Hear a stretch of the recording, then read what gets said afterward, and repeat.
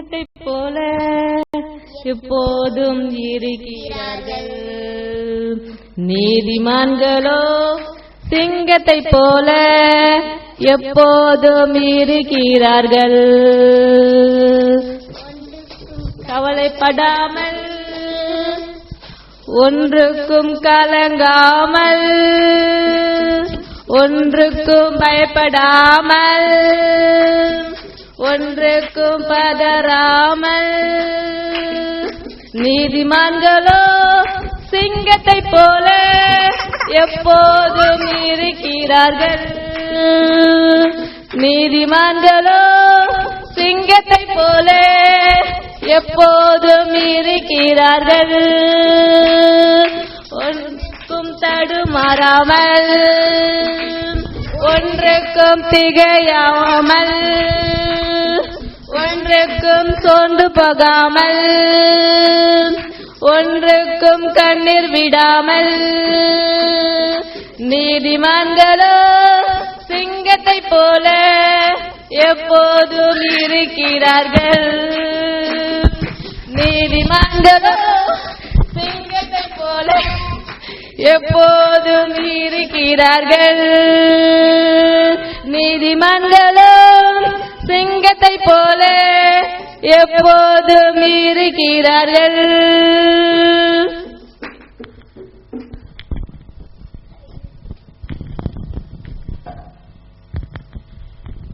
அல்லேலூயா.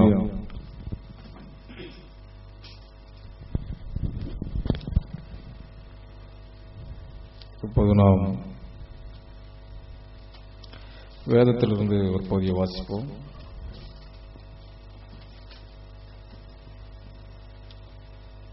ஏசாயா 35வது அதிகாரம்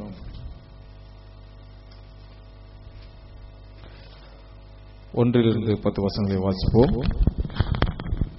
ஏசாயா 35 1 முடிய வாசிப்போம். வனாந்தரமும் வறண்ட நிலமும் மகிழ்ந்து கடுவெளி கழித்து புஷ்பத்தைப் போல செழிக்கும். அது மிகுதியாய் செழித்து பூரித்து ஆனந்த களிப்புடன் பாடும். லீபனனின் மகிமையும் கர்மேல் சாரோன் என்பவைகளின் அலங்காரமும் அதற்கு அளிக்கப்படும். அவர்கள் கர்த்தருடைய மகிமையும் நமது தேவனுடைய மகத்துவத்தையும் காண்பார்கள். தளர்ந்த கைகளை திடப்படுத்தி தள்ளாடுகிற முழங்கால்களை பலப்படுத்துங்கள். மனம் பதறுகிறவர்களை பார்த்து நீங்கள் பயப்படாதிருங்கள், திடன் கொள்ளுங்கள். இதோ உங்கள் தேவன் நீதியை சரிக்கட்டவும் உங்கள் தேவன் பதிலளிக்கவும் வருவார். அவர் வந்து உங்களை ரட்சிப்பார் என்று சொல்லுங்கள். அப்பொழுது குருடரின் கண்கள் திறக்கப்பட்டு செவிடரின் செவிகள் திறவுண்டு போவோம்.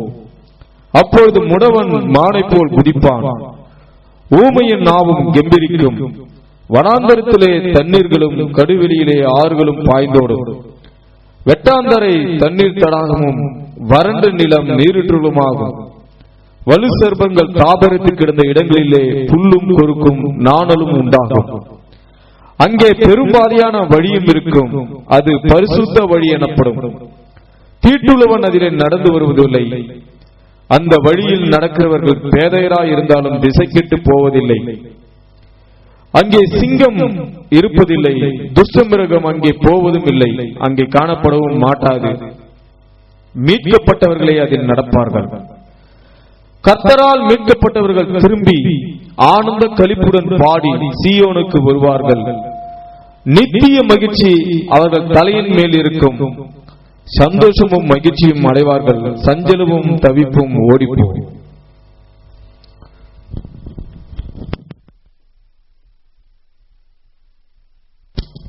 நாம் கண்களை மூடி ஜெபம் செய்வோம். மாறாதவரே, மகிமையுள்ளவரே, மகத்துவம் உள்ளவரே, இந்த ஆசீர்வதிக்கப்பட்ட புதன்கிழமை மாணவர்களுக்காக நன்றி செலுத்துகிறோம்.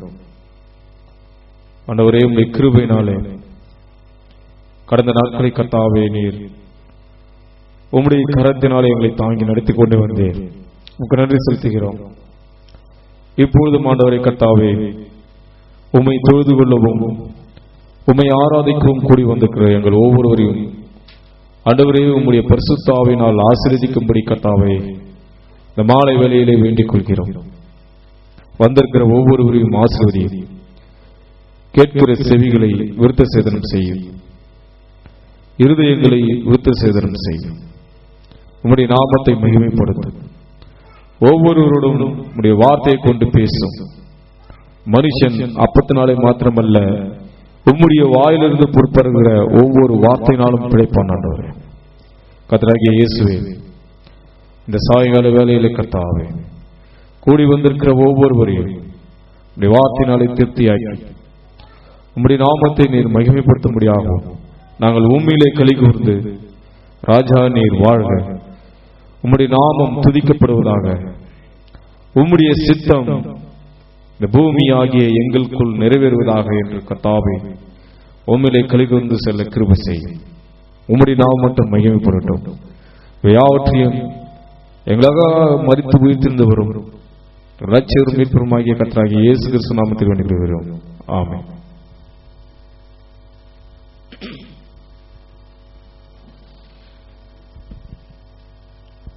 கர்த்தர்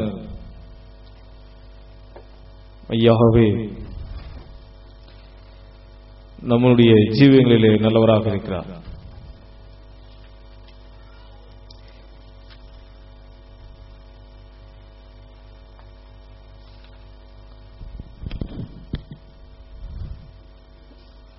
ஒரு நாள்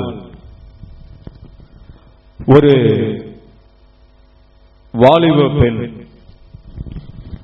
அப்படியாக சபைக்கு போய்க் கொண்டிருந்த போது அந்த வழியிலே தேவனற்ற ஒரு மனிதன், நாத்திகன் எனப்படும் ஒரு நபர், அந்த வாலிப பெண்ணிடம், சகோதரியே, உன்னிடத்தில் ஒரு சில கேள்விகளை நான் கேட்க விரும்புகிறேன். நீ எங்கே இப்பொழுது சென்று கொண்டிருக்கிறாய் என்று கேட்டபோது அந்த சகோதரி சொன்னார்கள், நான் இப்படியாக கர்த்தரை தொழுது கொள்ளும்படியாக நான் சபைக்கு சென்று கொண்டிருக்கிறேன் என்று சொன்னார்கள். அப்போது அந்த மனிதன், இங்கே பார்,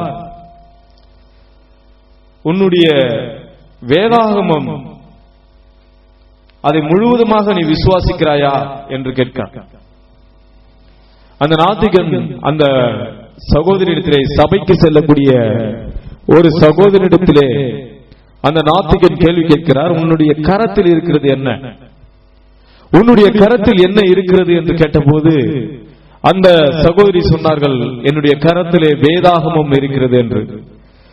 ஓ, இந்த வேதாகமத்தை நீ முழு நிச்சயமாக இதை விசுவாசிக்கிறாயா, இதை நம்புகிறாயா, இதில் உள்ள யாவற்றையும் நீ நம்புகிறாயா, விசுவாசிக்கிறாயா, சொல் அப்படி என்று கேட்டபோது அந்த வாலிப பெண் சொன்னார்கள், ஆம், நிச்சயமாக நான் இந்த வேதத்தில் உள்ள ஒவ்வொரு வார்த்தையும், அதில் உள்ள எல்லாவற்றையும் நான் விசுவாசிக்கிறேன் என்றார்கள். அதுக்கு அந்த நாத்திகன் கேட்டான், நீ எல்லாவற்றையும் விசுவாசிக்கிறாயா? ஆமா, நான் எல்லாவற்றையும் நான் விசுவாசிக்கிறேன். அப்படியானால் அந்த யோனாவினுடைய கதையை குறித்து நீ விசுவாசிக்கிறாயா என்று அந்த சகோதரியை பார்த்து கேட்கிறான். ஆம், நிச்சயமாக நான் அதை விசுவாசிக்கிறேன் என்று அந்த சகோதரி சொல்லுகிறார்கள். அவன் கேட்கிறான், உண்மையாவே ஒரு திமிங்கலம் அவனை விழுங்கி விட்டது என்பதை நீ விசுவாசிக்கிறாயா? உண்மையாகவே ஒரு திமிங்கலம்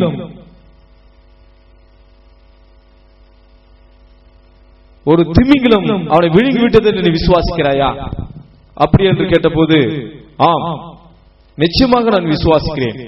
அதுல என்ன குற்றம் இருக்கிறது என்று கேட்கிறார்கள். ஏனென்று சொன்னால், நம்ம யோனாவுடைய காரியத்தை வேதாகமத்திலே பார்க்கப்படும் போது அவன் தேவனுடைய வார்த்தை, அந்த நினிவே பட்டணத்தை அழிக்கப் போகிறார் தேவன் என்று ஒரு வாக்குவை நீ உரை, நான் நினிவே பட்டணத்தை அழிக்கப் போகிறேன் என்று சொல், அந்த நினிவே பட்டணத்தை போய் நீ சொல் என்று சொன்னபோது யோனா அவர்கள் அப்படியாக நினிவேக்கு அவர் போகாமல் அவர் தர்சீசுக்கு ஓடி போக பார்த்தார். அப்படியாக அவர் போகும்போது அங்கே புயல் காற்று வந்தது பார்க்கிறோம். அங்கே புயல் காற்று வந்தவுடனே யோனாவை கடலிலே தூக்கி வீசினார்கள். என்னால் தான் உனக்கு பிரச்சனை, இந்த கப்பலில் பயணம் செய்யக்கூடிய அத்தனை பேருக்கும் என்னால் தான் பிரச்சனை, அதனால் நீங்கள் என்னை கடலிலே தூக்கி எறிந்து விடுங்கள், இந்த கடல் அமைதியாகிவிடும் என்று சொன்னபோது அவர்கள் அப்படியாக மனதில்லாமல் இருந்தாலும் உன் தேவன் உன்னை காப்பாற்றுவார் என்று சொல்லி அவனை கடலிலே தூக்கி வீசினார்கள். அவனை கடலிலே தூக்கி வீசின பிறகு ஒரு மீன், தேவனால் ஆயத்தம் பண்ணப்பட்ட ஒரு மீன் அவனை விழுங்கி நினிவே பட்டணத்துக்கு அவனை கொண்டு போய் சேர்த்ததை நாம் பார்க்கிறோம்.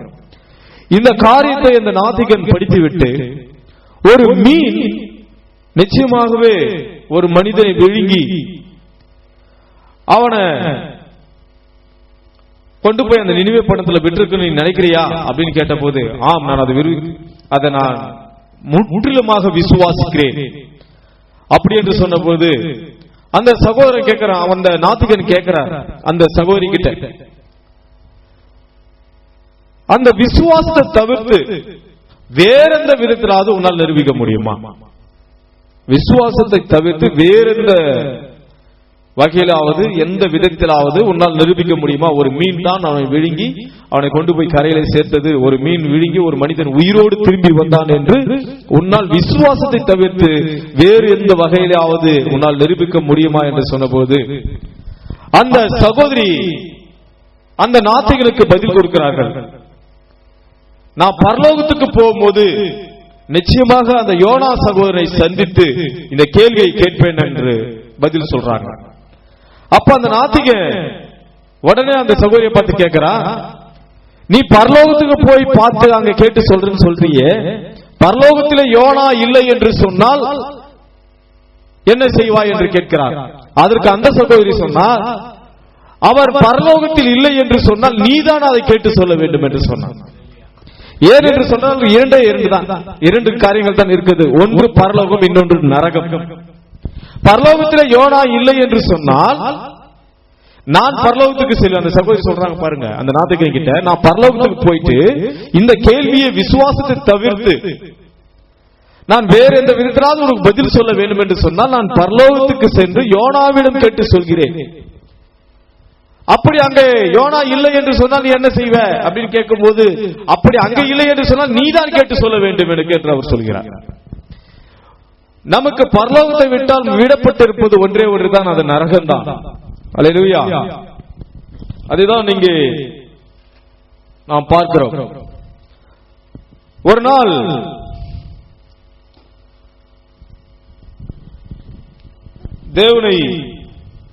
தேவனுடைய நண்பராக இருந்த லாசரு, அவருக்கு உடம்பு சரியில்லை, மிகவும் வியாதி வந்த போது அவனுடைய சகோதரி அப்படியாக இயேசு கிறிஸ்துவுக்கு போய், என்னுடைய சகோதரன் மிகுந்த மரண தருவாயில் இருக்கிறான், நீங்கள் வந்து அவனுக்காக ஜெபிக்க வேண்டும் என்று சொன்ன போது அவர் தொடர்ந்து அப்படியாக ஊழியத்துக்கு போய்கொண்டே இருந்தார்.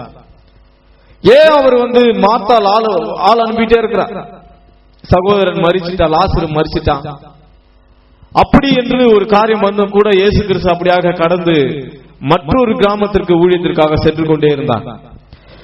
ஏன் உடனே இயேசு கிறிஸ்து வரலன்னு பாத்தீங்கன்னா, அவர் தானே சொன்னார், என் பிதா காண்பிப்பதை தவிர குமாரன் தாமாக ஒன்றையும் செய்ய மாட்டார்.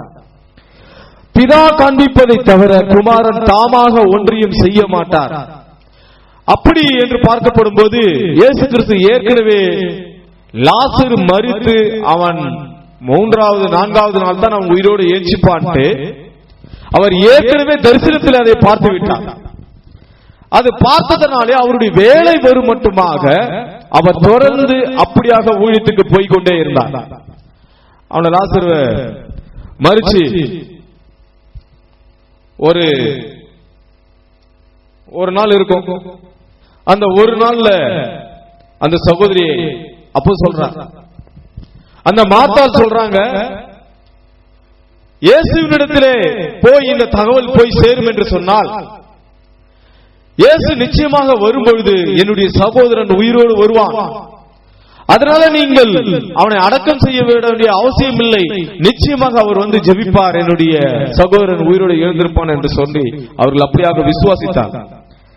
ஏனென்றால் அவர் என் பிதா எனக்கு காண்பிக்காமல் நான் ஒன்றையும் செய்கிறது இல்லை என்றார். லாசரு மரிக்க போறான் என்று பிதா அவருக்கு ஏற்கனவே காண்பித்து விட்டார். கொஞ்ச நாள் கழிச்சு வராரு. 4 நாட்களுக்கு பிறகு அவர் வராரு. அப்போ அந்த இடத்துல இங்கே தீர்க்கதரிசி சுட்டி காண்பிக்கக்கூடிய விஷயம், லாசரு மரித்து போய் அந்த இடத்துல நான் இல்லாததுனால உங்கள் நிமித்தம் நான் சந்தோஷப்படுறேன். ஏன் தெரியுமா? நான் போய் அவனை எழுப்புவேன். அவன் மரிக்கும் தருவாயில் நான் இருந்திருந்தால் நான் செய்யக்கூடிய இந்த அற்புதங்களை உங்களால் கண்டிருக்க முடியாது. ஆனால் இப்பொழுதோ லாசரு மரித்து 4 நாட்கள் ஆகிவிட்டது. இந்த நேரத்திற்காக நான் பிதாவுக்கு நன்றி சொல்லுகிறேன். ஏன் என்று சொன்னால், என்னை விசுவாசிக்கிறவன் மரித்தாலும் பிழைப்பான். அல்லேலூயா. ஏன் என்று சொன்னால், அதுதான் தேவனுடைய அளிக்கப்பட்ட பாதையாக இருக்கிறது. நாம் அந்த நேரத்தில் தான் இயேசுவை சந்திக்கக்கூடிய ஒரு நேரமாக இருக்கிறது. நம்முடைய வீட்டிலே துக்கம் இருக்கும் போது நாம் போய் இயேசுவை சந்திக்க வேண்டும். இங்கே மாத்தாள் பார்க்கிறோம், அவளுடைய வீட்டிலே துக்கம் இருந்தது. துக்கம் இருந்ததினாலே அவளுடைய வீட்டிலே சூழ்நிலை மாறி போய் துக்கம் இருந்ததினாலே அவள் இயேசுவை சந்திக்கும்படியாக இயேசுவினிடத்திலே ஆள் அனுப்பினார். ஏன் என்று சொன்னால், இயேசுவினிடத்திலே போகும்போது நம்முடைய துக்கமானது சந்தோஷமாக மாறும். அதனால்தான் நம்முடைய வீட்டிலே வியாதி இருந்தால் நாம் இயேசுவை சந்திக்கக்கூடிய நேரமாக இருக்கிறது. நம்முடைய வீட்டிலே இருதய வலி இருக்கிறதா, நாம் இயேசுவை சந்திக்கக்கூடிய நேரமாக இருக்கிறது. அல்லேலூயா. ஏதாவது ஒரு காரியத்திற்காக நமக்கு தேவை இருக்கிறதா, அப்படி என்று நாம் பார்ப்போம் என்று சொன்னால், நமக்கு தேவையில் இருக்கும் பட்சத்தில் அப்பொழுது போய் நாம் இயேசுவை சந்திக்க வேண்டும். நாம் போய் அவரை சந்திக்க வேண்டும். ஏனென்று சொன்னால், அவரிடத்தில் தான் நமக்கான எல்லா பரிகாரமும் இருக்கிறது. இயேசுவிடத்தில் தான் நமக்குரிய எல்லா பரிகாரமும் இருக்கிறது. எல்லா காரியங்களும் அவரிடத்தில் தான் இருக்கிறது. நம்மளுடைய சுகம் அவரிடத்தில் இருக்கிறது. நம்மளுடைய பரிகாரம் அல்ல, நம்மளுடைய சுகம் அவரிடத்தில் இருக்கிறது. பாருங்கள், அந்த சகோதரி அப்படியாக அவரை சந்திக்கும்படியாக ஆளை அனுப்பினார். 4 நாட்கள் கழித்து இயேசு கிறிஸ்து வரும்பொழுது அவருடைய பாதத்திலே போய் விழுந்து அழுதார். ஏன் அவ இயேசுவின் மீது அவ்வளவு ஒரு விசுவாசம் உள்ளவளாக இருந்தாள் என்று சொன்னால், இந்த மரித்த சகோதரனுடைய மரணத்தை பார்த்த பிறகு அப்பொழுதும் என்னுடைய இயேசு இங்கு வருவார் என்று சொன்னால் நிச்சயமாக அவர் சுகமடைவான், அந்த மரித்தவர் உயிரோடு எழுவான் என்ற விசுவாசம் அவளுக்கு அதிகமாக வருவதற்கு காரணம், அதற்கு முன்பாக அவள் வேதத்திலே எலிசாவை குறித்து சற்று வாசித்திருந்தாள். ஏன் என்று சொன்னால், மாத்தாளுக்கு தெரியும் அந்த பழைய ஏற்பாட்டின் யெகோவா தான் புதிய ஏற்பாட்டின் இயேசு கிறிஸ்துவாக வந்திருக்கிறார். அவர்தான் தேவகுமாரன், அவர்தான் அந்த ஆட்டுக்குட்டி என்பதை அவளுடைய விசுவாசத்தினாலே அவள் அறிந்திருந்தாள். அவள் ஏற்கனவே எலிசாவினுடைய காரியத்தை குறித்து அறிந்திருந்தாள். அந்த எலிசா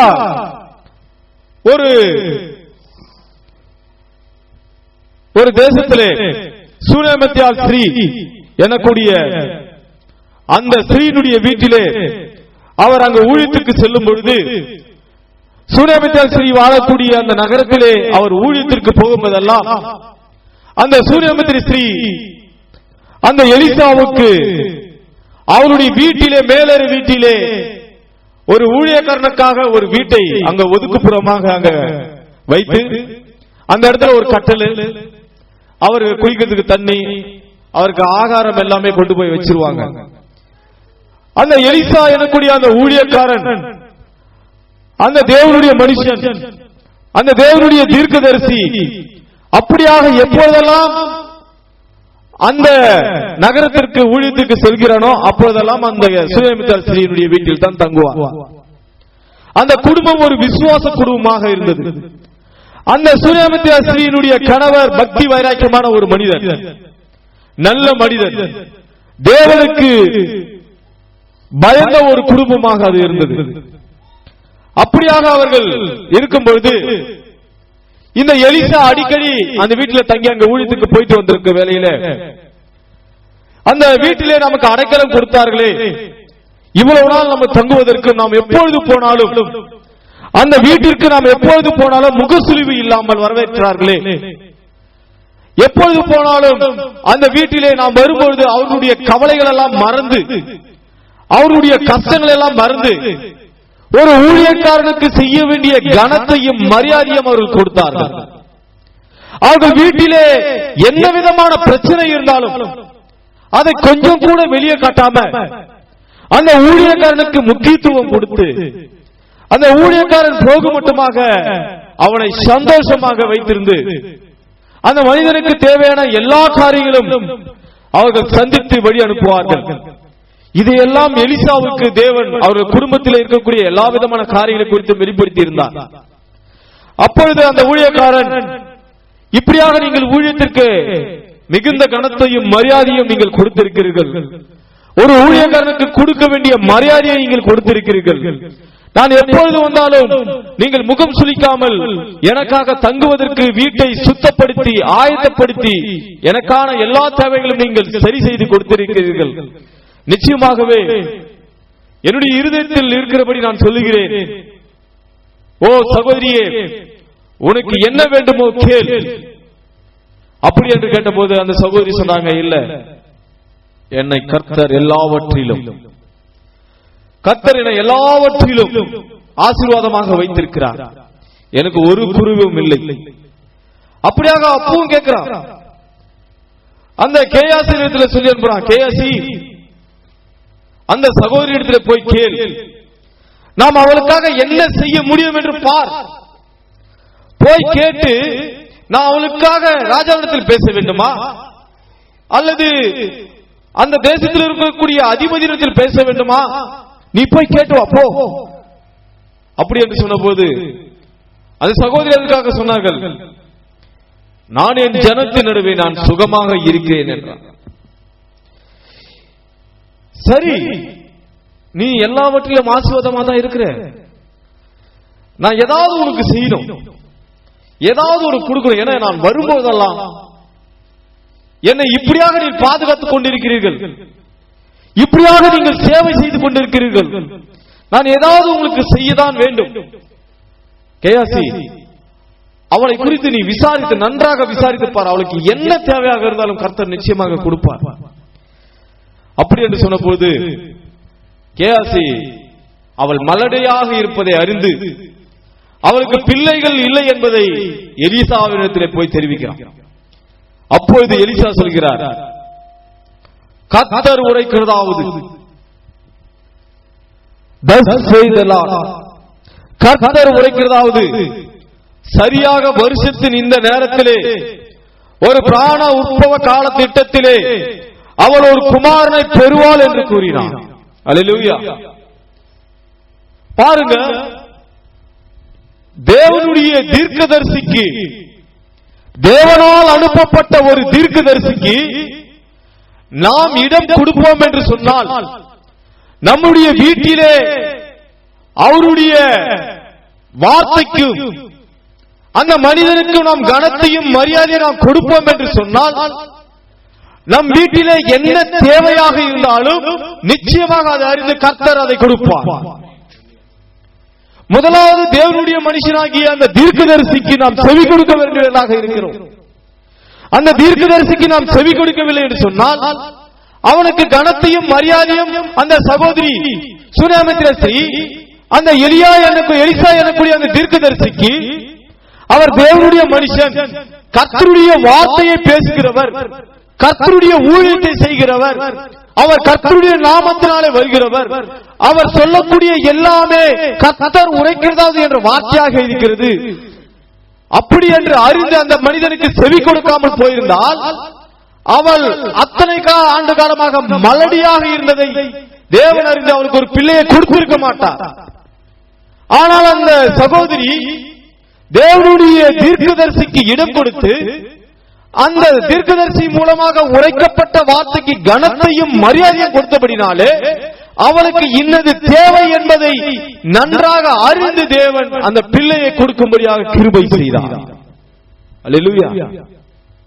தேவன் அந்த சகோதரிக்கு, மலடியாயிருந்த சகோதரிக்கு ஒரு குழந்தையை கொடுக்கும்படியாக தேவன் வழித்த வழிதான், தேவனால் உண்டாக்கப்பட்ட பாதைதான் அந்த எலிசா தீர்க்கதரிசி மூலமாக உரைக்கப்பட்ட தேவனுடைய வார்த்தையாக இருந்தது.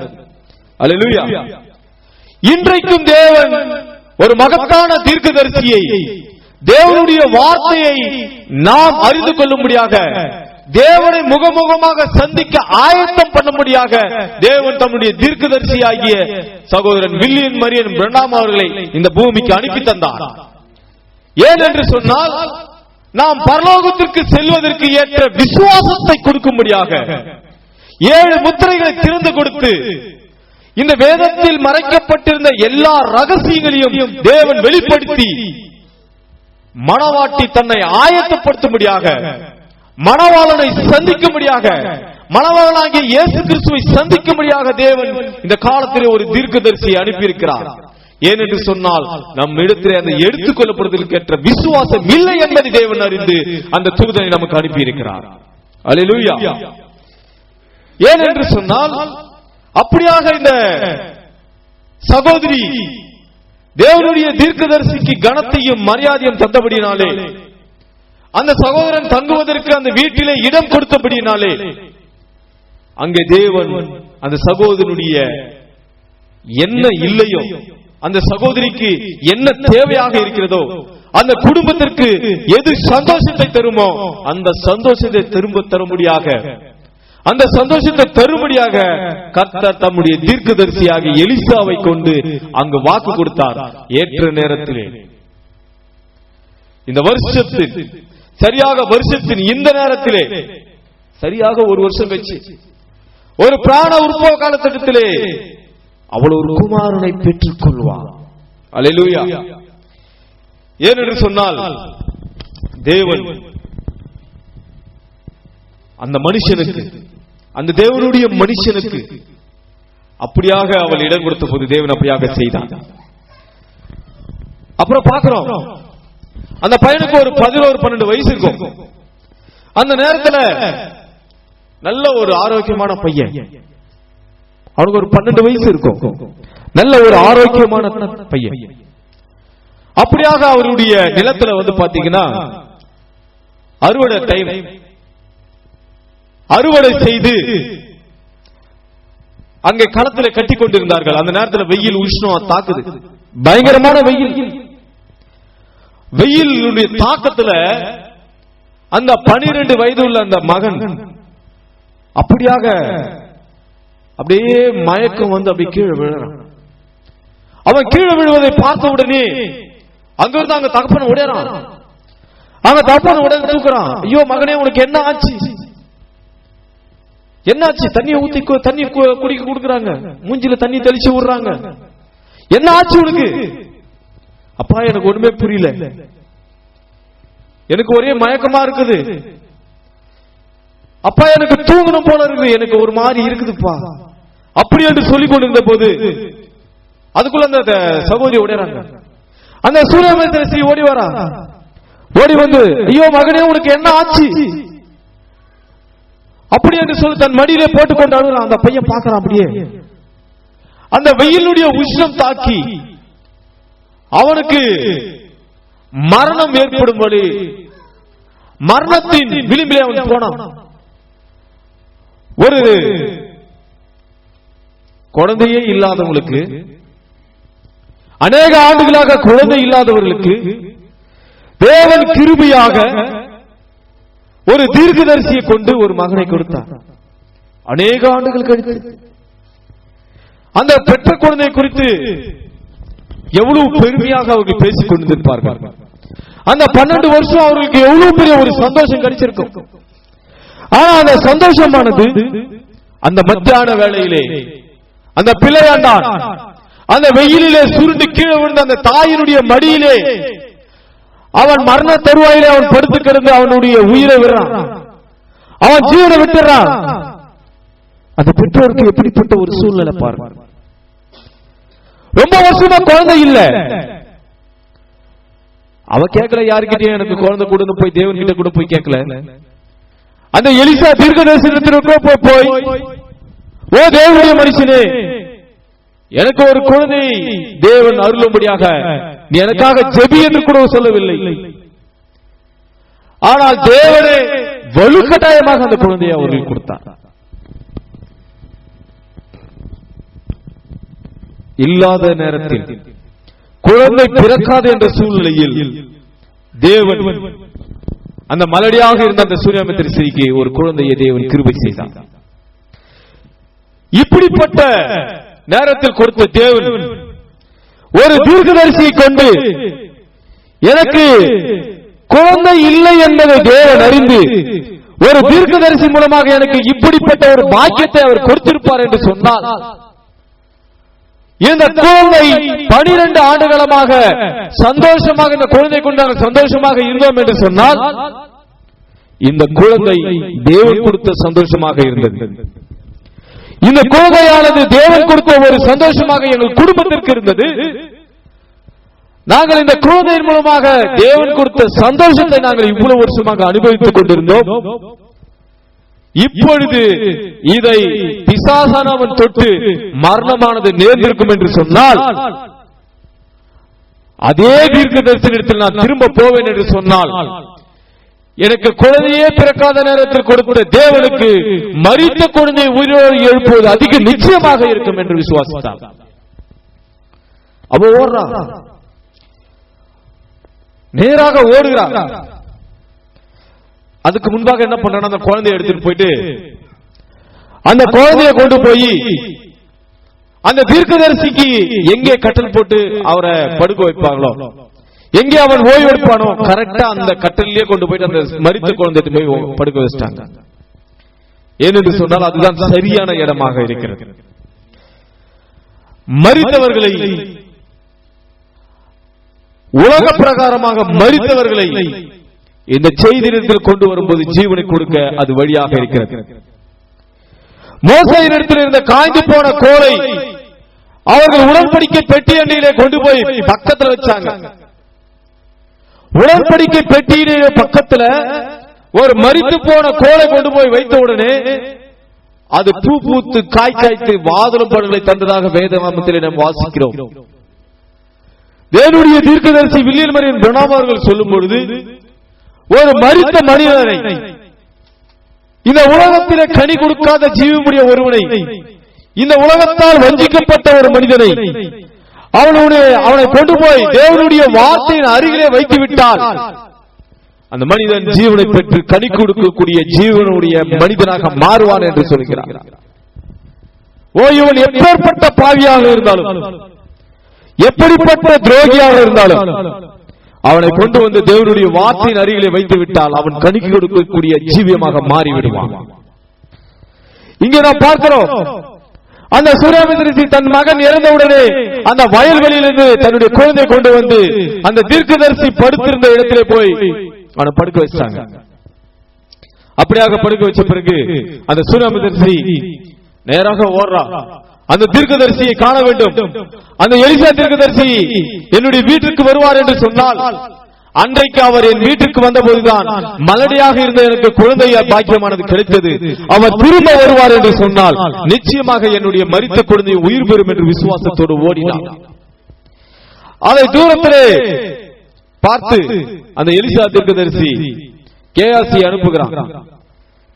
வேற எங்க நிக்காத, வழியில யாருகிட்டையும் பேசாத, நேராக போய் அந்த சூரியமித்திரிக்கு என்ன தேவையோ அதை செய்ய என்று சொன்ன பொழுது அந்த கேயாசி போறான்.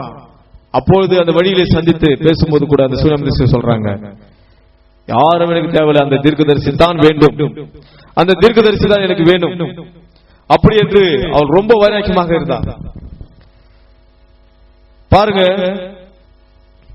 அந்த சகோதரி அப்படியாக வேகமா முன்னேறி ஓடி வராங்க. ஓடி வரும்போது எலிசா அந்த தூரத்துல பார்த்துட்டு சொல்றான், என்ன இது? அந்த இடத்துல போய் பாக்குறாங்க. போய் பார்த்து அங்க பார்த்தாக்கா எலிசா அங்க இல்ல. அந்த மனிதன் கர்மேலிலும் இல்ல, இது அமாவாசை இல்ல, ஓய்வு நாளே இல்ல. ஆனா எங்கதான் இருப்பார் அவரு? அப்படி என்று சொன்ன போது அவர் சொல்ற எல்லாம் சரிதான், ஆனா நம்மளுடைய வேலை அந்த தீர்க்கதரிசியாண்டதான் போகணும். அந்த தீர்க்கதரிசியாண்ட போனா தான் நமக்கு சுகம் கிடைக்கும். அந்த சூனமித்திரஸ்ரீ வரான எலிசாவுக்கு தெரிஞ்ச பிறகு ஏதோ காரியம் தவறா இருக்குது, அவன் ஏன் இவ்வளவு வேகமா ஓடி வரா, ஏதோ பிரச்சனை இருக்குது அப்படி என்று சொல்லி அந்த சகோதரிடத்திலே கேயாசி அனுப்பி அவளுக்கு என்ன பிரச்சனை பாரு கேயாசி அப்படின்னு சொல்றாங்க. உடனே அவளிடத்துல போய் கேட்கிறான், கேயாசி போய் கேட்கிறான், நீயும் உன் புருஷனும் உன் பிள்ளையும் நல்லா இருக்கீங்களா, சுகந்தானா என்று கேட்டபோது அதற்கு அந்த சகோதரியுடைய வார்த்தையை பாருங்க, எல்லாரும் சுகமா தான் இருக்கிறோம், எல்லாருமே சுகமா தான் இருக்கிறோம். ஏனென்று சொன்னால் தேவனிடத்திலே வரும்பொழுது நாம் எந்த விதமான சுகவீனமாக இருந்தாலும் கர்த்தரிடத்திலே வந்து தேவனை சந்திக்க வரும்போது நாம் சுகத்தோடு இருக்கிறோம் என்று அறிக்கையிடுவோம் என்று சொன்னால் நிச்சயமாக நம்முடைய அறிக்கையின் பேரிலே தேவன் சுகத்தை கொடுக்க வல்லவராக இருக்கிறார். அப்படிதான் அந்த சகோதரிக்கு போய் அந்த கோலம் கொண்டு போய் வைக்கிறாங்க. அந்த சகோதரி அப்ப கூட சொல்ல, நீங்க நேரா என் வீட்டுக்கு வாங்க. அப்படியாக எலிசா அந்த வீட்டுக்குள்ள போய் அந்த மேலறை வீட்டிலே போய் அந்த பிள்ளையாண்டான் மீது படுத்து அந்த மூச்சு சுவாசத்தை கொடுத்து கர்த்தர் உரைக்கிறாவது நீ எழுந்திரு என்ற உடனே அவன் உயிர் பெற்றான் என்பதை நாம் பார்க்கிறோம். இந்த காரியத்தை இந்த மாத்தாள் வாசித்து அறிந்திருந்தால், இந்த மாத்தாள் அப்படியாக இயேசுவின் மீது அதிகமாக சூனமித்திரஸ்ரீக்கு மலடியாக இருந்த போது தேவன் ஒரு குழந்தை கொடுத்தார். அது 12 வயதான போது மரித்த போது தேவன் அந்த எலிசா தீர்க்கதரிசியை கொண்டு திரும்பவும் ஜீவனை கொடுக்கும்படியாக கிருபை செய்தார். அந்த தீர்க்கதரிசிக்கே தேவன் செவி கொடுத்து இப்படிப்பட்ட காரியங்களை செய்திருப்பார் என்று சொன்னால் தீர்க்கதரிசிக்கெல்லாம் மேலான ஒரு தீர்க்கதரிசியாக வந்திருக்கக்கூடிய மேசியாவாகிய இயேசுவுக்கு அதிக வல்லமை இருக்கும் அல்லவா? அப்படி என்று சொன்னால் என்னுடைய சகோதரன் நிச்சயமாக உயிர் பெறுவான் என்று விசுவாசத்தோடு அதை பேசிக் கொண்டிருந்தான். இந்த காரியம் இப்படியாக போய்கொண்டிருந்த வேளையிலே ஒரு நாள் தேவனுடைய தீர்க்கதரிசியை நாம் பார்க்கிறோம். தீர்க்கதரிசி பிரணாம் அவர்களும் ஒரு சகோதரிக்கும் ஒரு சின்ன வாக்குவாதம், ஒரு வழக்காடுதல் உருவாகிறது. அந்த இடத்துல நம்முடைய தீர்க்கதரிசி பிரணாமை கூப்பிட்டு அந்த சகோதரி சொல்றாங்க, நீங்கள் ரொம்ப தான் இயேசு கிறிஸ்துவை குறித்து ஜம்பம் அடிக்கிறீங்க, எப்ப பார்த்தாலும் இயேசு கிறிஸ்துவை நீங்க தேவனாக நீங்க சித்தரிக்க முயற்சிக்கிறீங்க. இயேசு என்பவர் ஒரு சாதாரண ஒரு மனிதன் தான், என்னால் வேதத்தை கொண்டு நிரூபிக்க முடியும், அவர் தேவன் அல்ல.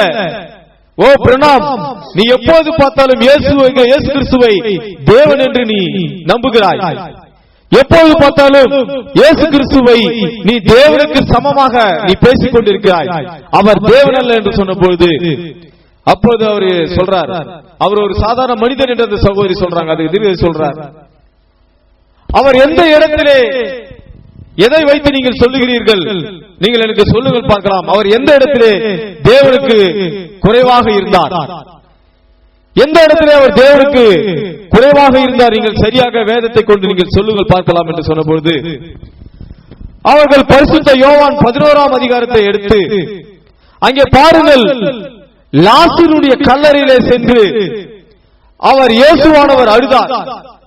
ஒரு தேவன் எப்படி அழ முடியும், ஒரு தேவனாக இருக்கக்கூடியவர் எப்படி அழ முடியும்? அங்கே பாருங்கள், லாசருடைய கல்லறையிடத்திலே போய் அவர் அழுதார் என்று சொல்கிறார்கள். அப்பொழுது தேவனுடைய தீர்க்கதரிசி ஆகிய வில்லியன் மரியன் பிரணாம் அவர்கள் சொல்கிறார்கள், ஆம் அவர் அழுதார். அவர் அழும்போது ஒரு சாதாரண மனிதனாக இருந்தார், ஆனால் லாசருவே வெளியே வா என்று சொன்னபொழுது அவன் கல்லறையிலிருந்து வெளியே வந்தானே, அப்போது அவர் தேவனாக இருந்தார் என்று சொல்கிறார். அவர் மனிதனும் தேவனும் ஒருங்கே கொண்டவராக இருந்தார். ஏனென்று சொன்னால் எந்த ஒரு மனிதனுடைய சத்தத்தை கேட்டு ஒரு மனிதன் பிரேத கல்லறையிலிருந்து எழுந்து வர முடியாது. ஆனால் இயேசுவோ அழும்போது மனிதனாகவும் அவர் லாசருவே வெளியே வா என்று சொன்னபோது அந்த சத்தம் போய் அந்த லாசருடைய கல்லறையை திறந்து அந்த மரணத்திலிருந்து அந்த மரண கட்டுகளை உடைத்து லாசருவை வெளியே கொண்டு வந்தது. ஏனென்று சொன்னால் அவர் மனிதனும் தேவனும் ஒருங்கே கொண்டவராக இயேசு கிறிஸ்து அங்கு காட்சியளித்தார். அல்லேலூயா. ஏனென்று சொன்னால் அவர் மலையிலிருந்து ஒரு நாள் மலையிலிருந்து அவர் கீழே இறங்கி பிசாசினால் சோதிக்கப்பட்டு கீழே வரும்போது அவர் அந்த இடத்திலே அவருக்கு பசியாக இருந்தது. அங்கே பசியாக இருக்கும்போது அவர் பசி எடுத்து சொல்றார். அந்த அத்தி மரத்தை பார்த்து அங்கே அவர் பசியாக இருக்கிறார். பசியாக இருக்கும்போது அத்தி மரத்தில் ஒரு பழத்தை காணல. பசியாக இருக்கும்போது ஒரு மனிதனாக அங்கே காட்சியளிக்கிறார். அத்தி மரமணி பட்டுப்போ என்று சொன்ன பொழுது அவர் தேவனாக இருக்கிறார். ஏனென்றால் அவர் சொன்னபடி அந்த மரம் பட்டு போயிற்று. அல்லேலூயா. ஒரு நாள் படகுல போயிட்டு இருந்தாங்க. படகுல போயிட்டு இருக்கும் போது அவருக்கு ரொம்ப டயர்டாகி படுத்த மாதிரி படுத்து தூங்கிட்டார். அவர் தூங்கும் போது சாதாரண மனிதனை போன்று தூங்கிக் கொண்டிருந்தார்.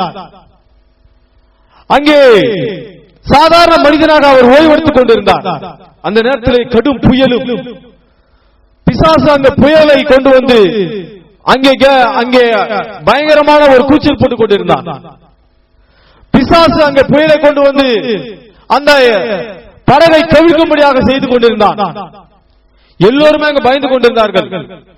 ஓ, இப்படியாக சம்பவித்துக் கொண்டிருக்கிறதே, இவரை படுத்து உறங்கிக் கொண்டிருக்கிறாரே, என்ன செய்வது என்று பார்த்துக் கொண்டிருந்த போது அவர் படுத்து உறங்கும் போது சாதாரண ஒரு மனிதனாக அவர்களுக்கு காட்சியளித்தார்.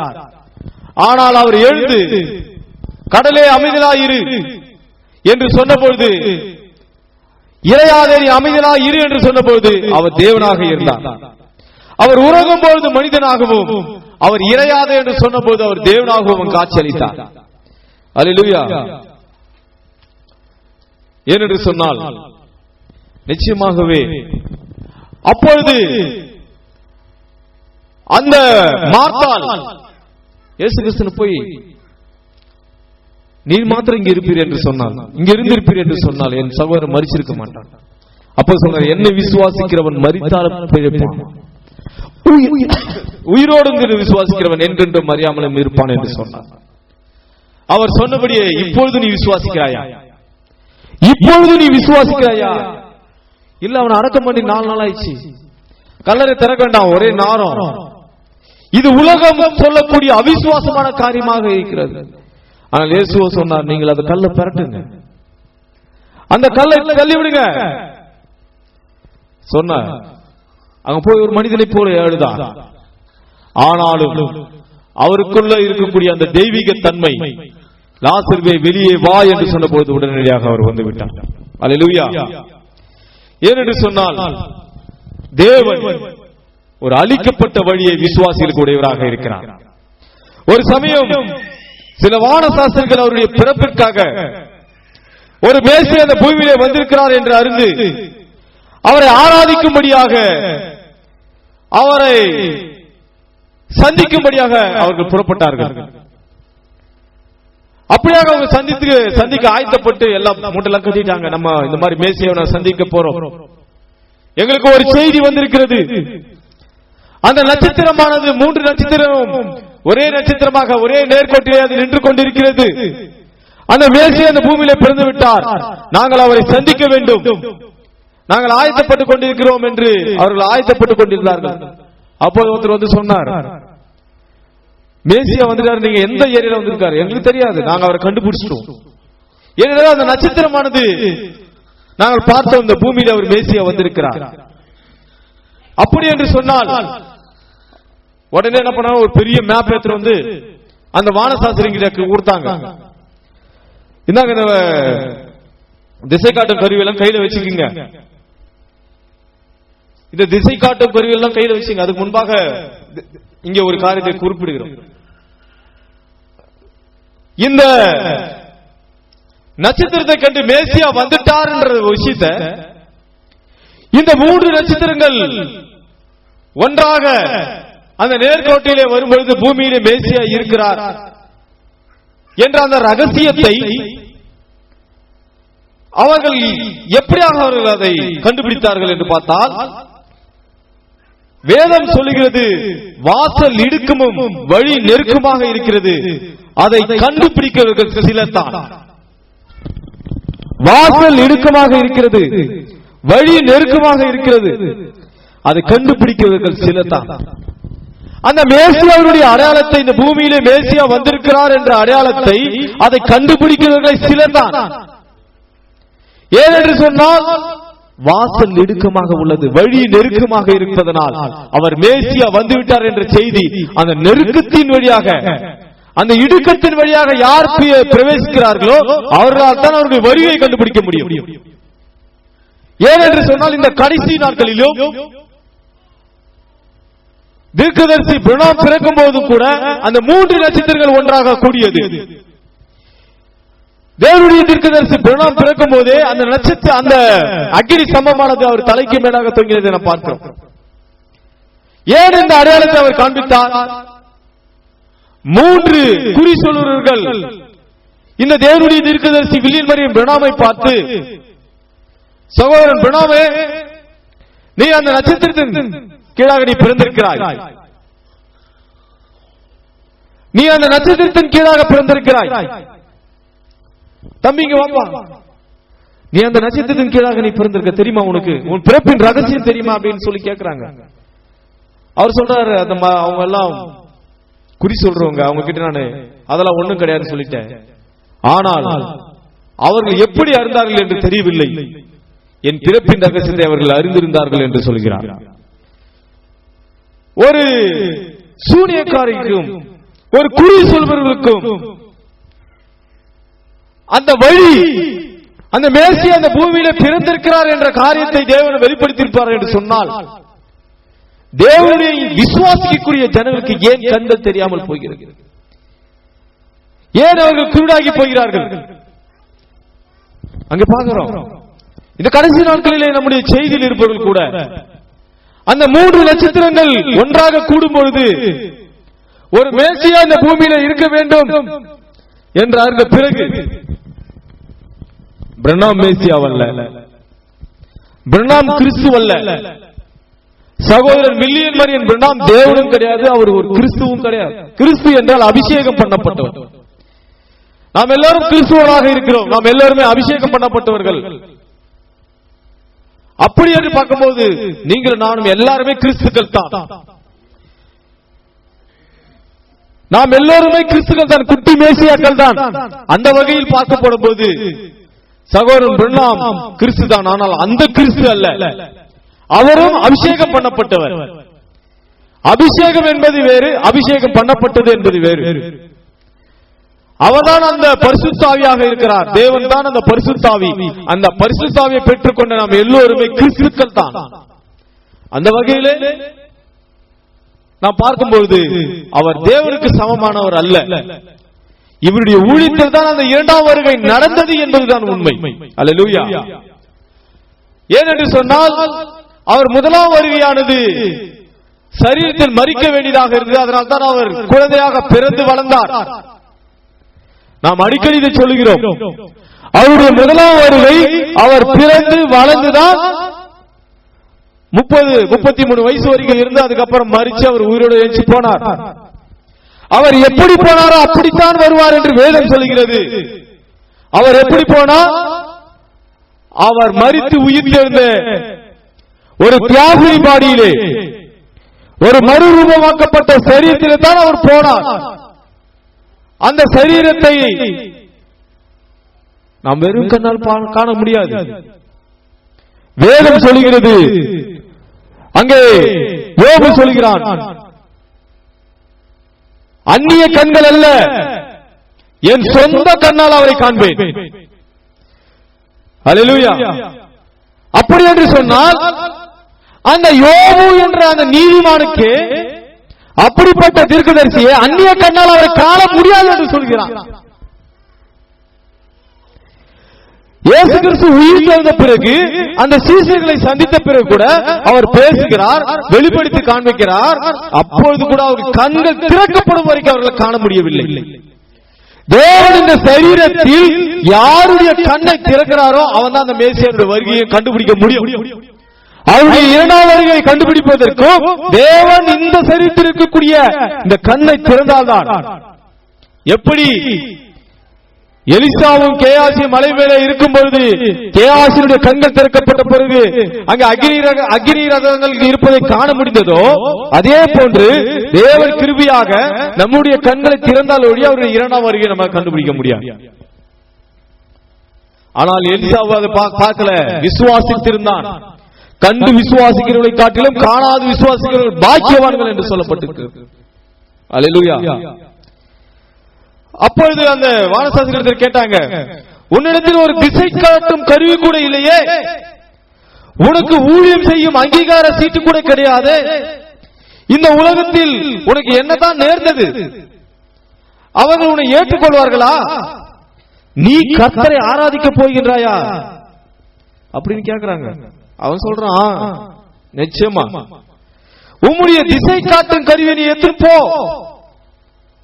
உன் கையில இருக்கக்கூடிய திசை காட்டும் கருவியை கொண்டு போ அப்படின்னு சொல்லும் போது அவன் சொன்னான், திசை காட்டும் கருவி மேசியாவை வந்துட்டார்னு எனக்கு சொல்லவே இல்லை. ஒரு திசை காட்டும் கருவி இவரால் என் கூட தான் இருக்குது. அந்த திசை காட்டும் கருவியானது என் கூட தான் இருக்கு. ஆனா அது மேசியா அந்த பூமியில் இருக்கிறாரு, அவர் வருகை வந்து விட்டது என்று அந்த திசை காட்டும் கருவி சொல்லல. எனக்கு அந்த நட்சத்திரம் தான் சொன்னது. எனக்கு அந்த நட்சத்திரம் தான் சொன்னது மேசியா இந்த பூமியிலே வந்து விட்டார் என்று அந்த நட்சத்திரம் தான் சொன்னது. அந்த நட்சத்திரத்தை நான் பின்தொடர்வேன் என்று சொன்னால் கர்த்தர் இருக்கும் இடத்திற்கு அந்த நட்சத்திரம் என்னை கொண்டு போகும் என்று சொன்னான். அதே போலதான் இந்த கடைசி நாட்களிலும் ஒரு நட்சத்திரத்தை தேவன் அனுப்பினார். தம்முடைய கரத்தில் இருந்த 7 நட்சத்திரங்களில் 7வது நட்சத்திரமாகிய சகோதரன் வில்லியம் மரியன் பிரணாம் எனக்கூடிய அந்த நட்சத்திரத்தை தேவன் அனுப்பினார். ஏன்? இந்த பூமியிலே மேசியா வந்து விட்டார் என்பதை அடையாளப்படுத்தி காண்பித்தார். அல்லேலூயா. எந்த ஒரு போதகரும் அவர் வந்து விட்டார் என்று வெளிப்படுத்தவில்லை. எந்த ஒரு சபையும் அவருடைய இரண்டாம் வருகை இந்த பூமியிலே சம்பவித்து விட்டது என்று சொல்லவில்லை. எல்லாரும் அதை எதிர்பார்த்துக் கொண்டிருக்கிறார்கள். ஆனால் தீர்க்கதரிசி வில்லியம் மரியன் பிரணாம் வரும்போதுதான் அவருடைய இரண்டாம் வருகையானது இப்போது இங்கே நிறைவேறிக் கொண்டிருக்கிறது என்பதை நிரூபித்து காண்பித்தார். அல்லேலூயா.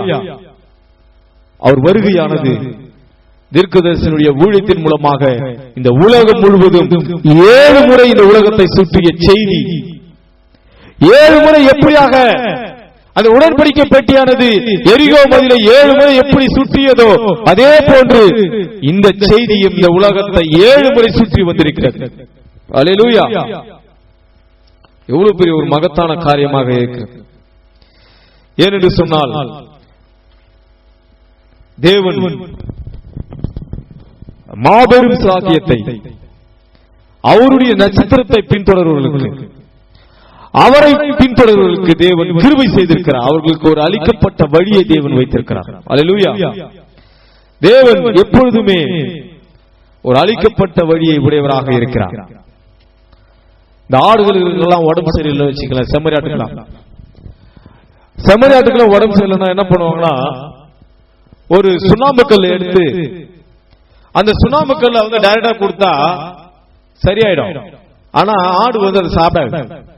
அதனால என்ன பண்ணுவாங்க பாத்தீங்கன்னா, அந்த தேனை எடுத்துட்டு போய் அந்த சுண்ணாம்பு மேல வந்து தடவி வச்சிருவாங்க. இந்த ஆடுகள் எல்லாம் அங்க விட்டாக்கா அந்த சுண்ணாம்பு கல்ல இருக்கக்கூடிய தேனை போயிட்டு அந்த நாக்கால தடவி அது சாப்பிட ஆரம்பிக்கும்.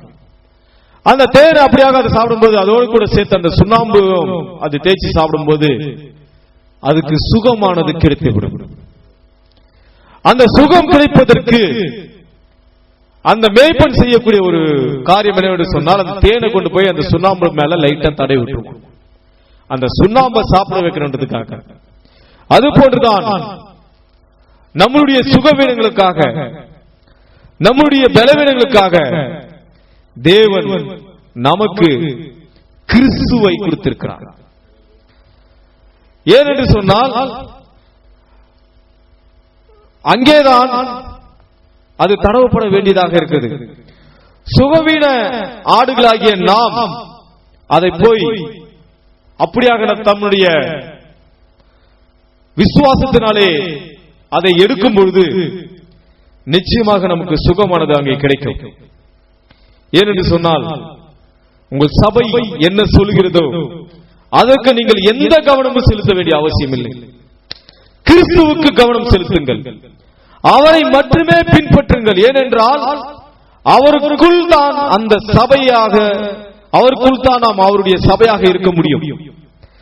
நாம் ஒருபோதும் எந்த ஒரு சபையாக அல்லது ஒரு ஸ்தாபனமாக இருக்கும்படியாக தேவன் நமக்கு ஒரு வழியை உருவாக்கவில்லை. ஏனென்று சொன்னால் அவர் சொன்னார், நானே வழியும் சத்தியமும் ஜீவனுமாய் இருக்கிறேன் என்று சொன்னார். ஏனென்று சொன்னால் நாம் எப்படியாக அந்த சபைக்குள்ளாக போக முடியும்? நாம் எப்படியாக அந்த சபைக்குள்ளாக அவர் கட்டி வைத்திருக்கிற நானே வழியும் சத்தியம் ஜீவனுமாய் இருக்கிறேன் என்று சொன்னாரே, அதற்குள்ளாக நாம் எப்படி பிரவேசிக்க முடியும் என்று சொன்னால் 1 கொரிந்தியர் 12 சொல்லப்பட்ட பிரகாரம் ஒரே ஆவியினாலே ஒரே சரீரத்துக்குள்ளாக நாம் ஞானஸ்நானம் பண்ணப்பட்டிருந்தால்தான், ஒரே ஆவியினால் ஒரே சரீரத்துக்குள்ளாக நாம் ஞானஸ்நானம் பண்ணப்பட்டிருந்தால் ஒழிய நாம் அந்த சபைக்குள்ளாக பிரவேசிக்க முடியாது. ஏனென்று சொன்னால் நமக்கு தேவையாக இருப்பது பரிசுத்த ஆவிதான். அந்த பரிசுத்த ஆவியை பெற்றுக் கொள்வதற்கு அதுதான் நமக்கு அளிக்கப்பட்ட தேவனுடைய பாதையாக இருக்கிறது. அதுதான் நமக்கு அளிக்கப்பட்ட தேவனுடைய வழியாக இருக்கிறது. ஏனென்று சொன்னால் அன்றைக்கு சொன்னார், பரிசுத்த ஆவி உங்களுக்கு தேவையா?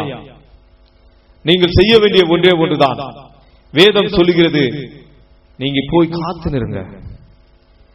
உன்னதத்திலிருந்து வரும் பலனால் தர்ப்பிக்கப்படும் நாள் வரைக்கும் காத்துக் கொண்டிருங்கள். அந்த பரிசுத்த ஆவியை பெற்றுக்கொண்டால் நீங்கள் எருசலேம் முழுவதும் சாட்சிகளாக இருப்பீர்கள். எப்பொழுது நாம் இந்த பூமியிலே நாம் சாட்சியாக இருக்கிறோமோ அப்பொழுதுதான் அந்த பரிசுத்த ஆவியை நாம் பெற்றுக்கொண்டோம் என்பது அடையாளமாக இருக்கிறது. அல்லேலூயா.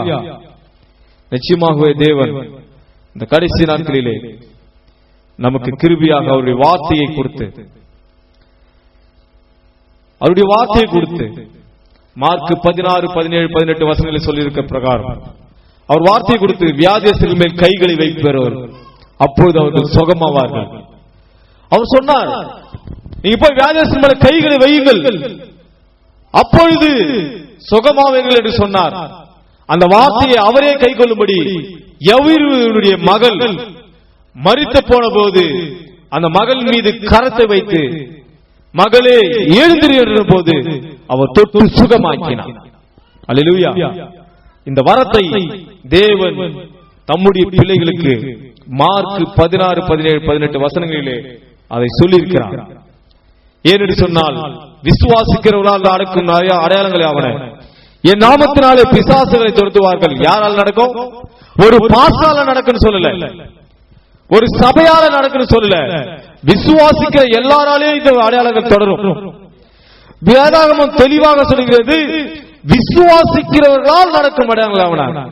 என் நாமத்தினாலே பிசாசுகளை துரத்துவார்கள், நவமான பாஷைகளை பேசுவார்கள், சர்ப்பங்களை எடுப்பார்கள், சாவுக்கு ஏதுவான யாதொன்றை குறித்தாலும் அது அவர்களை சேதப்படுத்தாது, வியாதியஸ்தர்கள் மேல் கைகளை வைப்பார்கள், அப்பொழுது அவர்கள் சொஸ்தமாவார்கள் என்று கூறுகிறது. நாம் இன்றைக்கு போய் பாதி சபையில் இது விசுவாசிக்கிறதே கிடையாது, இதை பத்தி பிரசங்கிக்கிறதே கிடையாது. அப்படி மீறி பேசினா அவங்க அடிச்சு நம்ம வெளியே தோத்திடுவாங்க. ஏனென்று சொன்னால் மார்க் 16வது வசனம் விசுவாசிகளுக்காகவே கொடுக்கப்பட்ட வசனமாக இருக்கிறது. இது விசுவாசிகளுக்கு மாத்திரமே உரியது, எந்த ஒரு பாசுக்கு உரியது கிடையாது. விசுவாசிக்கிறவர்களுக்கு இன்னென்ன காரியங்கள் நடக்கும் என்று வேதாகம் தெளிவாக மார்க் 16, 17, 18 வசனங்களிலே சொல்லியிருக்கிறது. நாம் அப்படியாக தேவன் நமக்கென்று அளிக்கப்பட்ட பாதையிலே பரிசுத்த ஆவியை கொண்டு, பரிசுத்த ஆவி நமக்கு அளிக்கப்பட்ட வழியாக பாதையாக இருக்கிறது. அவர் நடத்தும் வழியிலே, அவர் நடத்தும் பாதையிலே நாம் தொடர்ந்து முன்னேறி அவருடைய சமூகத்துக்குள்ளாக கடந்து செல்வோம். கர்த்தர் உங்கள் ஒவ்வொருவரையும் ஆசீர்வதிப்பாராக. நாம் ஜெபம் செய்வோம். கர்த்தாவே, இம்மட்டுமாக எங்களோடு கூட நீர் கர்த்தாவை இடைப்பட்டு முடிய தீர்க்கதரிசி மூலமாக கொடுக்கப்பட்ட வார்த்தையை பகிர்ந்து கொள்ள கிருபை செய்தீர். இந்த ஆசீர்வாதமான புதன்கிழமை மாலை வேளையிலே கர்த்தாவை கூடி வந்த ஒவ்வொருவரையும் ஆசீர்வதியும், அவர் குடும்பங்களை ஆசீர்வதியும், அவர் தேவைகளை சந்தியும், அந்த குடும்பங்களிலே சமாதானத்தையும் சந்தோஷத்தையும் நிறைவாக்கும். அவர்கள் வீடுகளிலே தேவையான எல்லா காரியங்களையும் சந்தியும். இதோ இவர்கள் மூலமாக தேவன் சொன்ன விதமாக கர்த்தாவே கொடுக்கப்பட்ட எல்லா வரங்களும் இவர்களுக்குள்ளாக இருந்து கிரியை செய்யும்படியாக இந்த கருத்தில் ஒப்புத்தி ஜெபிக்கிறோம். ஒவ்வொருவரையும் ஆசீர்வாதத்தையும் பலப்படுத்தும், உடைய நாமத்தை மகிமைப்படுத்திக் கொள்ளும். யாவற்றும் ரட்சகரும் ஆகிய இயேசு கிறிஸ்து நாமத்தில் விண்ணப்பிக்கிறோம். ஆமென். அல்லேலூயா.